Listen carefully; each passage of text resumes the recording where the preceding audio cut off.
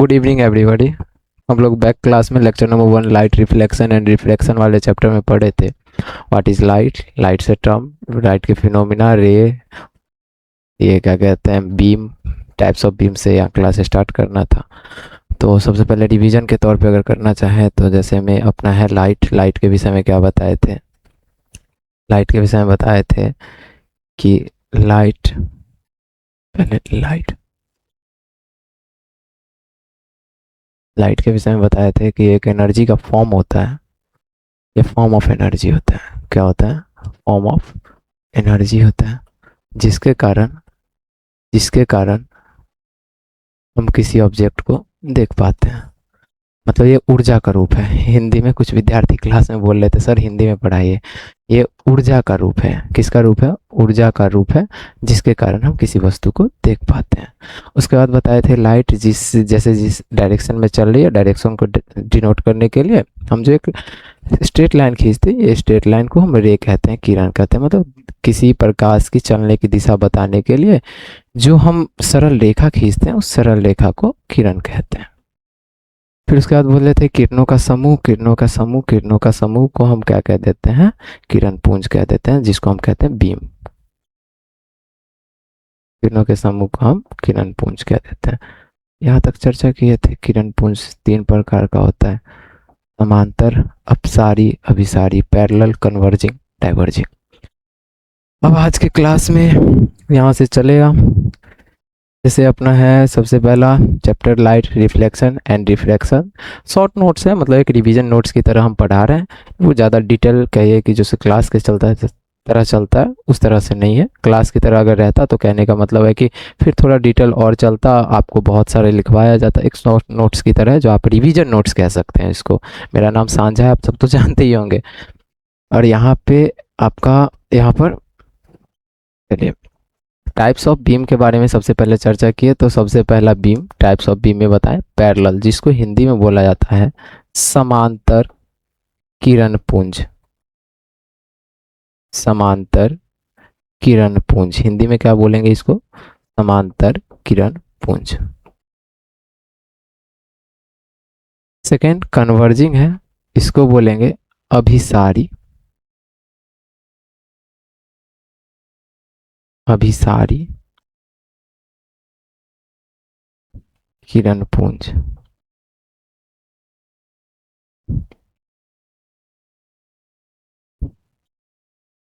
और तीसरा डाइवर्जिंग है, इसको बोलेंगे अपसारी किरण।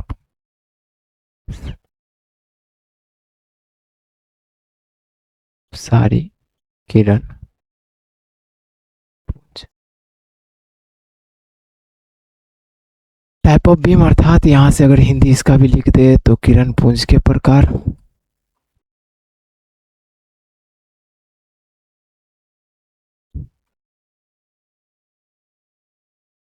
किरण पुंज के प्रकार जैसे चर्चा करना चाहे तो यहाँ पे बताया गया किरण पुंज के प्रकार में समांतर किरण पुंज, अभिसारी किरण पुंज, अपसारी किरण पुंज। जैसे में कि है अपना, एक मिनट रुक जाइएगा थोड़ा।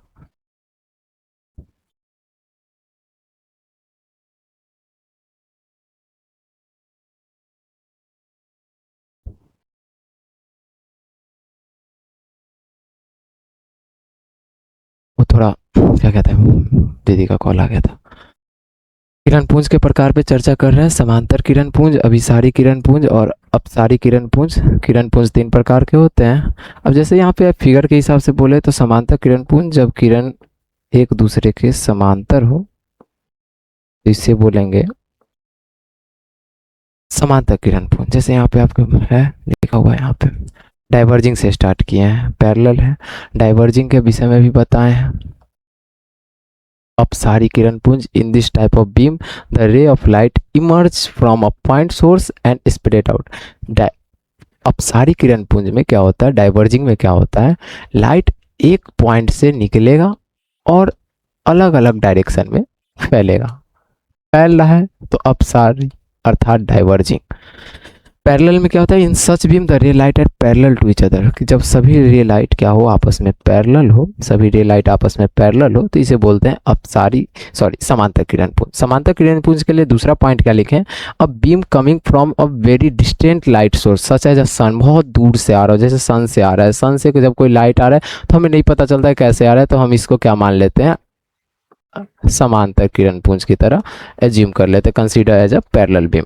जब आगे चर्चा करते हैं तो अगला है कन्वर्जिंग, जिसको हम कहते हैं अभिसारी। इसमें क्या होता है, सब लाइट सोर्स एक सभी किरे एक पॉइंट पे मिलता हुआ लगेगा, इसको बोलेंगे अभिसारी। क्या बोलेंगे, अभिसारी, अभिसारी किरण पुंज, अभिसारी किरण पुंज। क्या लिखा हुआ है, in this type of beam the ray of light converge और appear to converge at a point, किसी एक पॉइंट पे मिलता मिले या मिलता हुआ प्रतीत हो तो उसे बोलेंगे अभिसारी किरण पुंज, converging beam. In this type of beam the ray of light converge और appear to converge at a point, the distance between the ray in such beam decreases. क्या होता है, अब यहाँ पे आप देखिएगा क्या, पैरेलल, ये अपना पैरेलल है,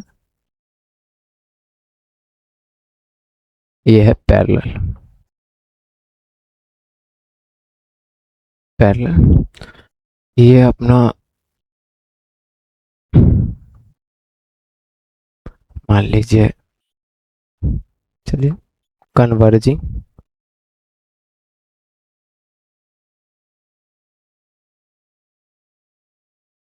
और ये अपना डाइवर्जिंग, फैल रहा है, डाइवर्जिंग,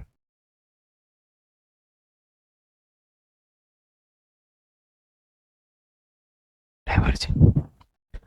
इसमें देखिए क्या होता है, इसमें डिस्टेंस, इसमें डिस्टेंस इस रे के बीच सेम है, जितना होगा सभी के बीच का डिस्टेंस, अगर इसके बीच का डी वन, इसके बीच D2, इसके बीच D3 करें तो क्या होगा, D1 बराबर D2 बराबर D3 होगा, पैरेलल है, ठीक है। इसमें क्या होगा, सभी रे के बीच का डिस्टेंस क्या होगा, डिस्टेंस बिटवीन रेज, इसमें अगर बोले तो distance between rays, distance between rays decreases, decreases. अगर इसमें चर्चा करें तो इसमें क्या बोलेंगे, डिस्टेंस बिटवीन रेज इंक्रीजेज। मतलब यहाँ पे तीन प्रकार का बीम, टाइप ऑफ बीम पढ़े, बीम क्या बोले, जब रे का जो कलेक्शन होगा उसको बीम बोलते हैं। बीम थ्री टाइप का होता है, पैरेलल, कन्वर्जिंग, डाइवर्जिंग का। पैरेलल में क्या होता है, जब सभी रे एक पैरेलल में चले तो पैरेलल, कन्वर्जिंग में क्या होगा, एक जगह मिलता हुआ लगेगा, और डाइवर्जिंग में क्या होगा, फैलता हुआ लगेगा। तो पैरेलल में क्या होता है, डिस्टेंस सेम रहता है, कन्वर्जिंग में क्या होता है, डिस्टेंस घटता जाएगा, और डाइवर्जिंग में क्या होगा, डिस्टेंस बढ़ता जाएगा। फिर आगे चर्चा, ऑब्जेक्ट, यहाँ पे किसका चर्चा करें, ऑब्जेक्ट्स का। हुआ ऑब्जेक्ट्स दो तीन टाइप का होगा, तीन टाइप का यहाँ साइड में लिख देते हैं। ऑब्जेक्ट्स वस्तु तीन टाइप का, ट्रांसपेरेंट, क्या बोले, ट्रांसपेरेंट, एक मिनट अच्छा नहीं लग रहा, ट्रांसपेरेंट, ट्रांसपेरेंट,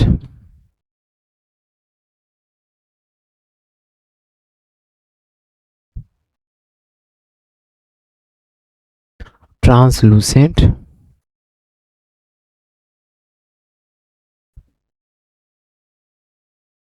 और तीसरा अपना ओपेक।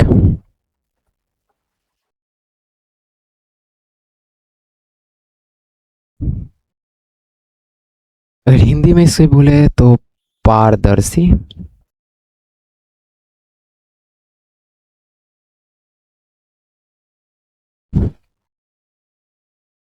पारभासी, और अपारदर्शी।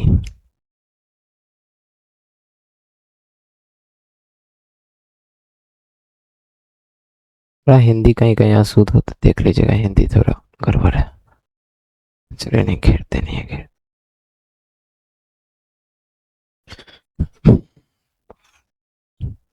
अब बोले ऑब्जेक्ट तीन टाइप का होता है, ट्रांसपेरेंट, ट्रांसलूसेंट, ओपेक, पारदर्शी, पारभासी, अपारदर्शी। जिसे पूरा पूरा लाइट पास हो आउट हो जाए उसको पारदर्शी कहेंगे, मतलब all light pass out, all light pass out, pass out मतलब सारा प्रकाश इससे आर पार हो रहा है। पारभासी, सम लाइट्स पास आउट, थोड़ा मोड़ा लाइट पास आउट होगा। और तीसरा है ओपेक, मतलब नो लाइट, मतलब इससे एक भी लाइट पास आउट नहीं होगा। चलिए अब यहाँ चलते हैं, क्या बोले, transparent. A transparent object is an material that allow light to pass through it completely without scattering। मतलब जैसे कोई ऑब्जेक्ट है, इस ऑब्जेक्ट पे लाइट गया और यहाँ से पास आउट हो गया, तो ट्रांसपेरेंट कहलाएगा। जैसे क्लियर ग्लास, आप ग्लास आप लोग देखे होंगे, हवा, साफ हवा, क्लीन वाटर, साफ पानी। ट्रांसलूसेंट क्या बोले, a translucent object in is an object that allows only some light to pass through it. जैसे यहाँ पे ये हमारा ऑब्जेक्ट है, लाइट गया,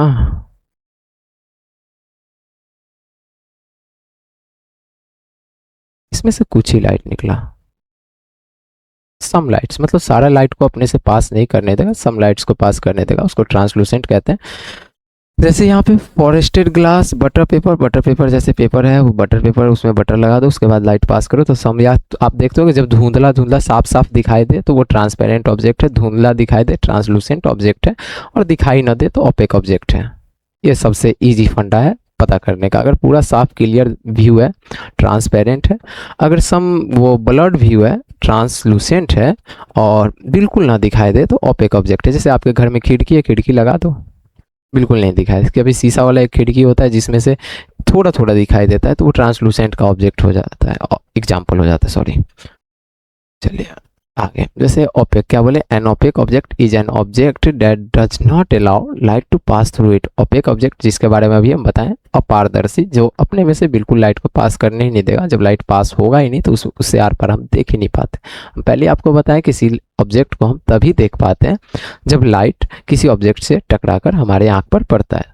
तो यहाँ पे क्या बोले, an object is an opaque object is an object that does not allow light to pass through it, जो अपने में से लाइट को पास ना होने दे।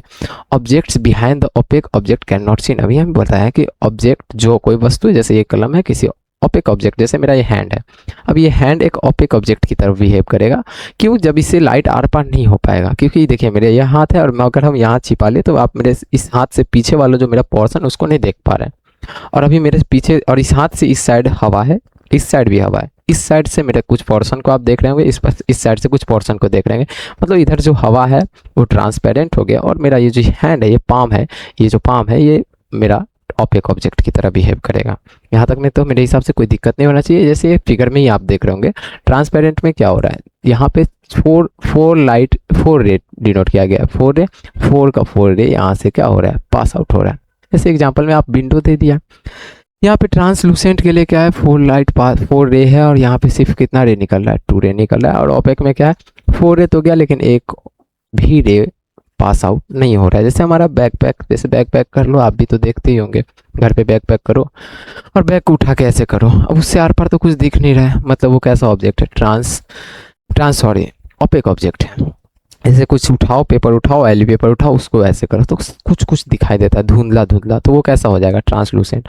और कोई अच्छा सा साफ ग्लास उठाओ, उसको ऐसे करो तो बिल्कुल साफ साफ दिखाई देता है, तो वो कैसा ऑब्जेक्ट हो जाएगा, ट्रांसपेरेंट ऑब्जेक्ट हो जाएगा। चलिए फिर आगे जब चर्चा करते हैं तो यहाँ पे क्या हुआ, रिफ्लेक्शन ऑफ लाइट इस चैप्टर का सबसे इंपॉर्टेंट टॉपिक है। क्या है, रिफ्लेक्शन ऑफ लाइट।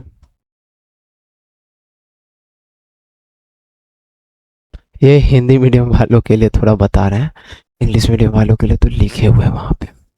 इसको कहते हैं प्रकाश का परावर्तन, प्रकाश का परावर्तन, प्रकाश का परावर्तन, ये एक लाइट बेंडिंग फिनोमिना है। जैसे लाइट हम आपको ही बताए थे, जब लाइट कोई होमोजीनियस मीडियम में हो और वो ट्रैवल करता है तो स्ट्रेट लाइन में ट्रैवल करता है, लेकिन कब तक ट्रैवल करता है, जब तक कि मीडियम सेम ना हो, और दूसरा कब तक, जब तक उसके बीच कोई एक ओपेक ऑब्जेक्ट ना आ जाए। जैसे मानो यहाँ पे लाइट, इसमें क्या होता है, मीडियम सेम रहता है, बस लाइट के बीच में कोई ओपेक ऑब्जेक्ट आ जाता है जिसको हम पॉलिश्ड सरफेस मान लो, एक कोई चिकनी सतह है, और इसमें क्या होता है कि लाइट मीडियम से आया और टकरा के वापस उसी मीडियम में वापस चला गया, तो इस फिनोमिना को हम कहते हैं रिफ्लेक्शन ऑफ लाइट। ये क्या है, एक लाइट बेंडिंग फिनोमिना है। क्या है, लाइट बेंडिंग फिनोमिना, मतलब प्रकाश को मोड़ने की प्रक्रिया है, लाइट बेंडिंग फिनोमिना है। प्रकाश का परावर्तन लाइट बेंडिंग फिनोमिना है।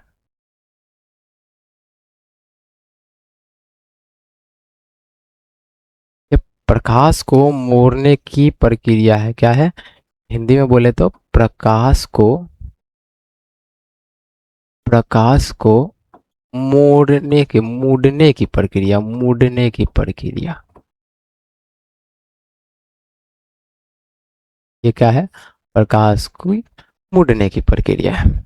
इसमें होता है क्या है, अगर हिंदी में डेफिनेशन आपको सुना है, तो किसी प्रकाश का परावर्तन वह प्रक्रिया है जिसमें प्रकाश किसी स्रोत से आकर किसी चिकनी सतह से टकराकर वापस उसी माध्यम में लौट जाती है जिस माध्यम से वह आई हो। इस पूरी प्रक्रिया को हम प्रकाश का परावर्तन कहते हैं। इंग्लिश मीडियम वालों के लिए यहाँ पे होगा, सॉरी, रिफ्लेक्शन ऑफ लाइट। क्या बोले, reflection of light is the phenomena in which light bounces back into the same medium after striking a surface. किसी सरफेस से टकराने के बाद लाइट वापस उसी मीडियम में चली जाती है जिस मीडियम से आई है, तो इस पूरे फिनोमिना को हम रिफ्लेक्शन ऑफ लाइट कहते हैं। रिफ्लेक्शन ऑफ लाइट आप समझ गए होंगे कि लाइट जैसे किसी मीडियम से आई, एयर से आई, किसी पॉलिश सरफेस या किसी सरफेस से टकराई और वापस एयर में चली गई, तो इस पूरे फिनोमिना को हम रिफ्लेक्शन ऑफ लाइट कहते हैं। रिफ्लेक्शन ऑफ लाइट में कुछ टर्म्स का यूज होता है, जैसे जो लाइट आता है उस लाइट्स को हम इंसिडेंट रे कहते हैं, आपतित किरण कहते हैं। क्या कहते हैं, आपतित किरण, आपतित किरण। प्रकाश के परावर्तन के दौरान किरण, प्रकाश की जो किरण आती है उस किरण को हम आपतित किरण कहते हैं। जिस सरफेस से टकराती है उस सरफेस को हम रिफ्लेक्टिंग सरफेस कहते हैं। क्या कहते हैं, परावर्तक सतह, रिफ्लेक्टिंग सरफेस, परावर्तक सतह, परावर्तक सतह। और जो लाइट टकरा कर जाती है उस लाइट को हम बोलते हैं, उस लाइट को बोलते हैं, इस लाइट को बोलते हैं परावर्तित किरण।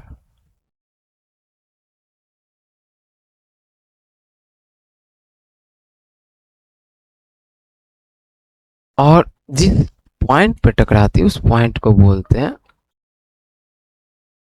Point of incidence, point of incidence, अर्थात आपतन बिंदु। कर लेते हैं, अर्थात आपतन बिंदु। और आपतन बिंदु पे जो हम परपेंडिकुलर लाइन खींचेंगे उस परपेंडिकुलर लाइन को कहते हैं नॉर्मल अभिलंब।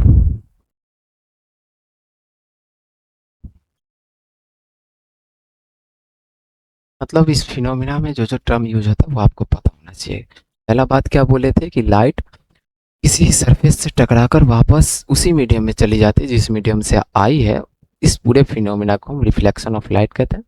रिफ्लेक्शन ऑफ लाइट में जो लाइट आती है उस लाइट, जैसे ये लाइट आ रही है ए, इसको हम बोल देंगे इंसिडेंट रे, जिस सरफेस से टकरा रही है, अर्थात ये जो पी डैश सरफेस है, ये पी डैश सरफेस हमारा परावर्तक सतह कहलाएगा। पॉइंट ओ पे टकरा रही है, इस पॉइंट ओ को हम पॉइंट ऑफ इंसिडेंस कहेंगे। और टकरा के जो लाइट वापस जा रही है, अर्थात ये लाइट बी जो आपको दिख रहा होगा, इसको हम बोल देंगे रिफ्लेक्टेड रे। और ये जो ओ एन दिख रहा है इसको हम बोलेंगे अभिलंब। जैसे अगर इसमें हम अगर नामकरण करें तो इंसिडेंस हमारा हो जाएगा, इंसिडेंट रे हो जाएगा ए ओ, पॉइंट ऑफ इंसिडेंस तो हो जाएगा हमारा ओ, रिफ्लेक्टिंग सरफेस हो जाएगा P, P dash, reflected ray हो जाएगा हमारा ओ बी, डायरेक्शन शो कर दो ओ से बी की ओर, और नॉर्मल हो जाएगा हमारा ओ एन। आगे देखिए terms of reflection of light, जैसे अभी जो जो चीज़ हम यूज किए हैं रिफ्लेक्शन ऑफ लाइट को बताने के लिए वो इसका टर्म कहलाता है। जैसे इंसिडेंट रे अभी बताए हैं, इंसिडेंट रे हमारा क्या था देखिएगा थोड़ा सा, इस पेज को डिलीट कर देते हैं, इसको डिलीट कर, ये रिफ्लेक्शन ऑफ लाइट में हमारा ये इंसिडेंट रे है, क्या है ए ओ है, ए ओ, ये हमारा incident ray A O. Incident ray the ray of light that strike the reflecting surface, कुछ फिगर यहाँ बना लेते, कहाँ है उतना जाएंगे, अच्छा से बनाया, अच्छा सा क्लियर, क्या हो गया, क्या हो गया, क्या हो गया,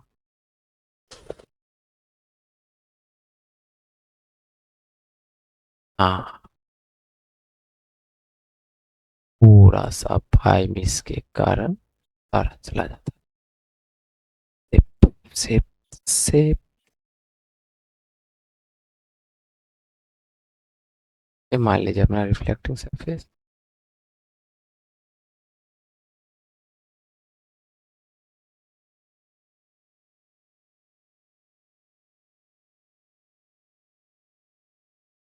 नाम लिख देते हैं, वही था क्या, जो जो नाम है वही लिख देते हैं, E B double dash O N B,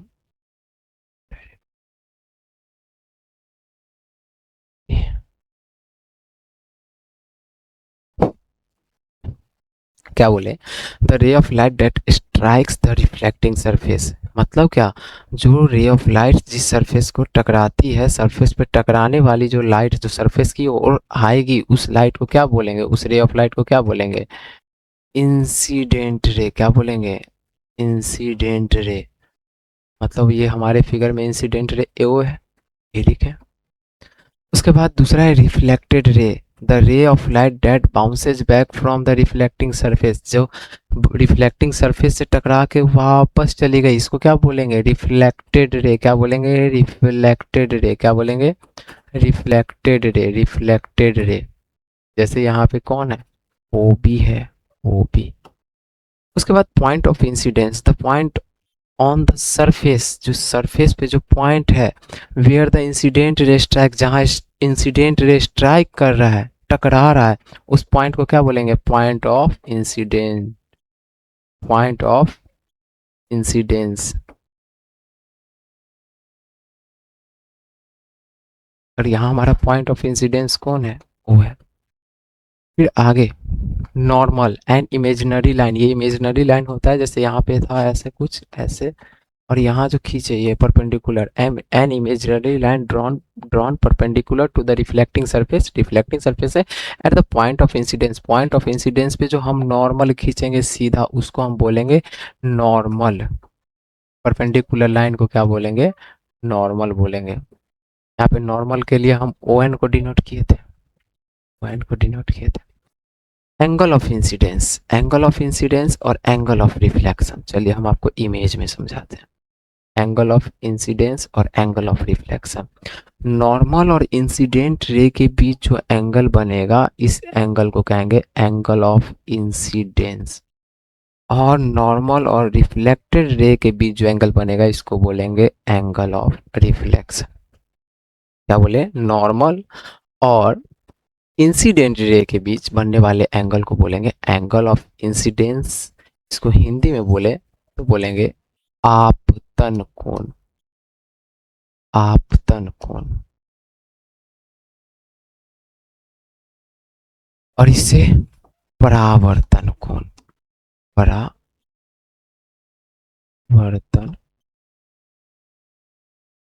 कोण।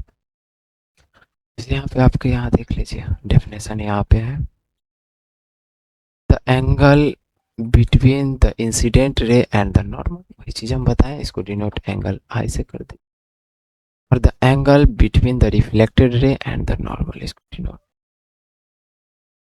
यहाँ तक में मेरे हिसाब से कोई दिक्कत नहीं होना चाहिए, सीधी सी बात है। फंडा क्या है, लाइट जिस मीडियम से आ रहा है किसी सरफेस से टकरा के उसी मीडियम में वापस जा रहा है, तो इसको, इस पूरे फिनोमिना को हम रिफ्लेक्शन ऑफ लाइट कहेंगे। रिफ्लेक्शन ऑफ लाइट एक लाइट बेंडिंग फिनोमिना है। इसमें जो टर्म यूज होता है, जैसे मैं पहला बताया, इंसिडेंट रे, जो लाइट रे आता है उसको इंसिडेंट रे कहते हैं। जिस पॉइंट पे, जिस सरफेस पे टकराता है उस सरफेस को रिफ्लेक्टिंग सरफेस कहते हैं, और सरफेस के जिस पॉइंट पे टकराता है उसको पॉइंट ऑफ इंसिडेंस कहते हैं। पॉइंट ऑफ इंसिडेंस से टकरा कर जो लाइट रे जाता है वापस, उस लाइट रे को रिफ्लेक्टेड रे कहते हैं।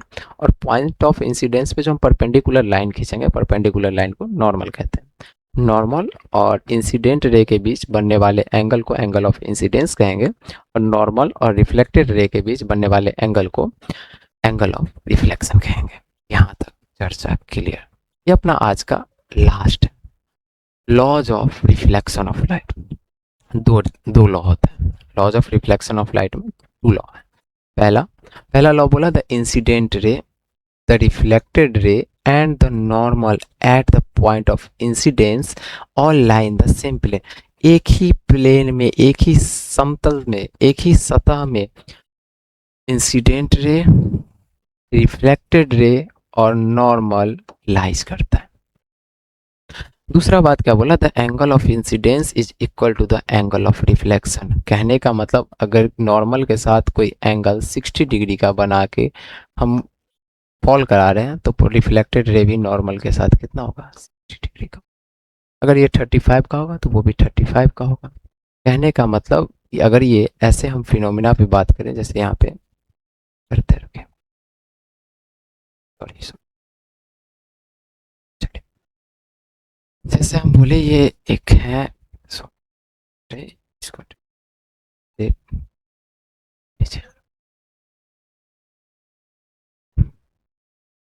यहाँ टेढ़ा हो गया क्या?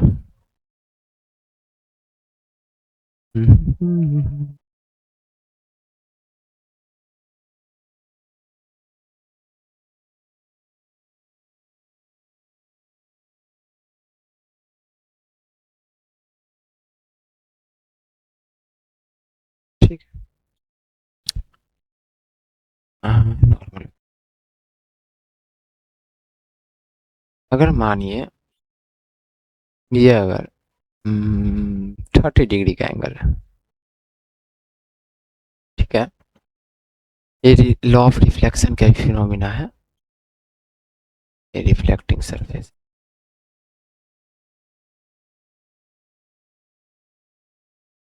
रिफ्लेक्टिंग सरफेस एरिया आ रहा है, बोले वो मान लीजिए एन कह दें, तो ए कह देते हैं और इसको बी कह देते हैं। ये 30 डिग्री का एंगल फॉर्म हो रहा है, तो ये तो हम जानते हैं 90 डिग्री का होगा, तो ये कितना हो जाएगा, 90 माइनस 30 मीन्स 60 डिग्री। जब ये 60 है तो ये भी कितना होगा, 60 डिग्री, और ये कितना होगा, मतलब आपको एंगल ऑफ इंसिडेंस और एंगल ऑफ रिफ्लेक्शन के बीच जो रिलेशन है, रिलेशन क्या है, दोनों इक्वल होता है, दोनों इक्वल होता है। इस बात पे आपको ध्यान देना होगा। उसके बाद एक आता है, फिर आगे चर्चा करेंगे कल की क्लास में, इमेज फॉर्मेशन। उसके बाद रिफ्लेक्शन, जैसे एक प्लेन सरफेस पे होगा, कर्व्ड सरफेस पे होगा, तो इसको रेगुलर रिफ्लेक्शन, इरेगुलर रिफ्लेक्शन, जैसे नियमित परावर्तन, अनियमित परावर्तन, जैसे आपको बता देते हैं। जैसे जब प्लेन सरफेस पे होगा तो रिफ्लेक्शन सारा, अगर पैरेलल लाइन फॉल कराएंगे तो पैरेलल ही गिरेगा। वही अगर कर्व्ड सरफेस पे फॉल कराएं, तो लाइट रे अगर हम पैरेलल गिरा रहे हैं तो पैरेलल नहीं होगा। तो लॉ ऑफ रिफ्लेक्शन सब जगह फॉलो होगा, लॉ ऑफ रिफ्लेक्शन सभी जगह फॉलो होगा, वो चाहे इसको कह दो रेगुलर रिफ्लेक्शन,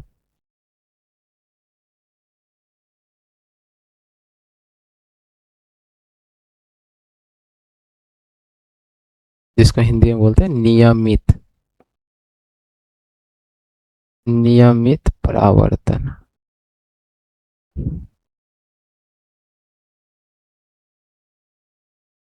या दूसरा हो irregular reflection.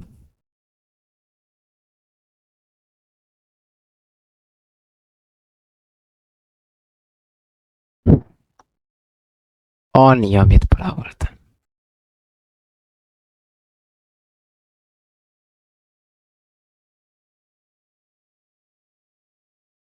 Law of reflection follow होगा दोनों में, इसमें कोई दिक्कत नहीं है। बस ये होता है कि इसमें जब पैरेलल बीम फॉल होता है तो पैरेलल ही निकलता है, इसमें पैरेलल फॉल होगा तो पैरेलल नहीं निकलेगा। तो सरफेस पे मायने रखता है, प्लेन सरफेस होगा, सरफेस कैसा होना चाहिए, प्लेन तो रेगुलर, और अगर कर्व्ड है इरेगुलर। बस ये फिनोमेना है। यहाँ तक के लिए थैंक यू। आपके कल के क्लास में चलेंगे, कल के क्लास में चलेंगे अब नए नए चीज़ पे, फिर आगे इसके चर्चा और बढ़ाएंगे। इमेज फॉर्मेशन, फिर उसके बाद mirror, plane mirror, curved mirror, spherical mirror जिसको कहते हैं, स्फेरिकल मिरर के टाइप्स, उसके बाद इमेज फॉर्मेशन, रे डायग्राम, इस चैप्टर में सब कुछ पढ़ेंगे, टेंशन का बात नहीं है।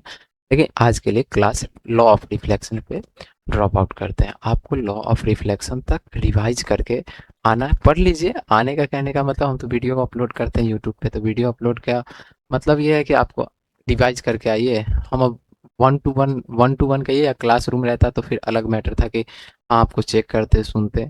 यहाँ पे आप अपने में ईमानदार रहिए, हम अपने में ईमानदार रहेंगे, दोनों मिलेंगे, रिजल्ट अच्छा बेहतर बनाएंगे। इस यहाँ तक चलिए, धन्यवाद, ठीक है, बाय।